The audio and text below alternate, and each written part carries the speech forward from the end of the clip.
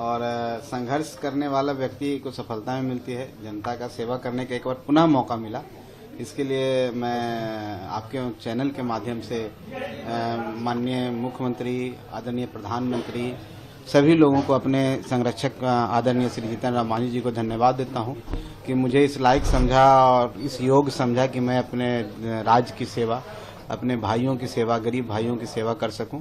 और मैं जितनी मेरी क्षमता है, मैं अपनी पूरी क्षमता के अनुरूप उनकी सेवा करूंगा और सरकार में अपनी जो उपयोगिता है उसको साबित करने की कोशिश। आपके पिताजी हमेशा कह रहे थे कि खेला होगा, all is not well in गठबंधन, और खेला हो गया फाइनली।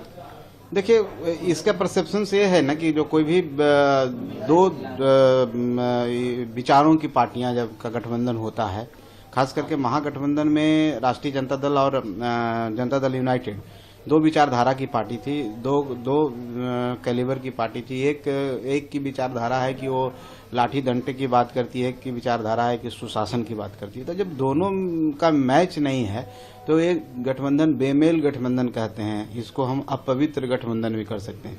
तो इस तरह गठबंधन था जहां पर माननीय नीतीश कुमार जी प्रेशराइज होते थे और उनका काम जितनी क्षमता से, जिस दक्षता के साथ वो काम करना चाहते थे और जितने उनकी क्षमता है वो कर नहीं पाते थे। और इस कारण से है कि उनके अंदर एक अजीब सी कुंठा हो गया और वो अपने आप को एक समझने लगे कि हमको यहाँ से निकलना चाहिए।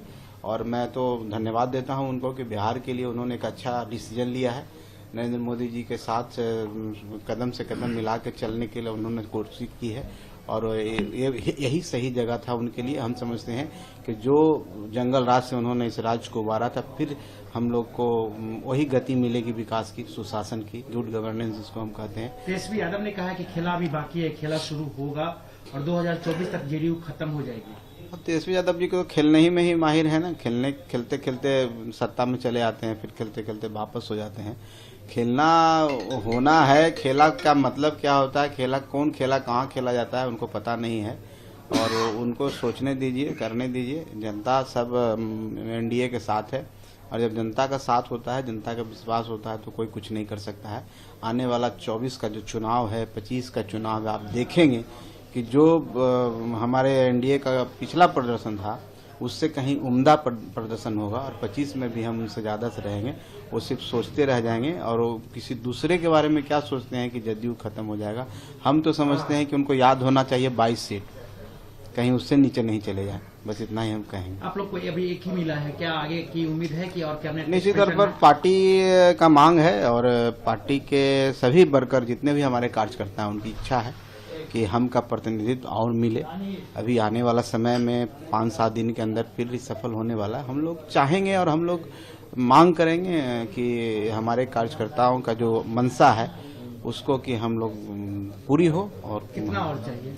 देखिए, उसका कोई अथी नहीं है, हमने कोई इस तरह का डिमांड ऐसा नहीं है कि डिमांड रख दिया। हम तो कोशिश करेंगे अगर एक और मिल जाए तो ठीक है, अगर नहीं भी मिलने बात है तो हम ऐसा नहीं है कि उसके लिए हम नाराज हैं, नाखुश हैं। लेकिन हर पार्टी की, हर कार्यकर्ता की इच्छा होती है कि ज़्यादा से ज़्यादा प्रतिनिधित्व कहीं भी उसको मिले, चाहे वो सरकार के किसी भी अंग में हो या मंत्री के रूप में हो, चाहे किसी संवैधानिक पद के जो प्रकोष्ठ होते हैं, चाहे कोई भी आयोग होते हैं, किसी चीज़ में भी प्रतिनिधित्व मिले तो उसमें पार्टी के कार्यकर्ताओं की इच्छा होती है तो पार्टी भी चाहेगी कि ज़्यादा से ज़्यादा मिले। हम लोग ये सब कोशिश करेंगे और हम